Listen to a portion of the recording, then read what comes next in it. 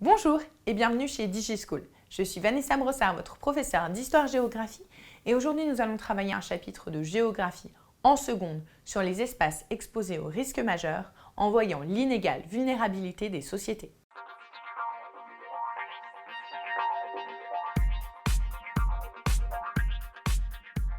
La vulnérabilité de ces sociétés s'explique par plusieurs éléments. Premier élément, l'explication humaine. Les hommes ont modifié les paysages. C'est ce qu'on appelle l'anthropisation.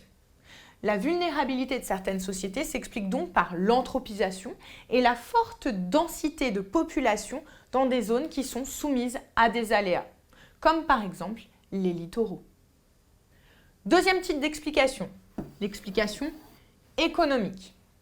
En effet, la vulnérabilité des sociétés dépend aussi de sa richesse et donc des dégâts importants causés par ce risque. On constate donc que les populations plus pauvres vont être plus vulnérables que les populations plus riches. En effet, dans les pays pauvres, on constate que les constructions sont inadaptées, notamment les bidonvilles. Ces bidonvilles qui sont construits avec des matériaux de récupération et donc très peu résistants. Les moyens de communication sont peu développés, notamment pour permettre l'acheminement de secours. Les gouvernements sont en général peu efficaces et demandent l'aide internationale. Dans les pays riches, les populations sont mieux préparées et mieux prévenues. De nombreux exercices sont faits, notamment en cas d'incendie. Au Japon, les habitants sont habitués à se réfugier sous les tables en cas d'exercice s'il se produit un séisme.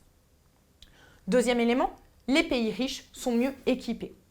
Là encore, prenons l'exemple du Japon. Les constructions sont obligées de suivre des normes parasismiques. Enfin, il faut toutefois dire que les dégâts matériels peuvent être importants. Néanmoins, les quartiers pauvres sont les plus vulnérables dans les pays riches. Il faut toutefois constater qu'il existe une inégalité entre pays riches et pays pauvres.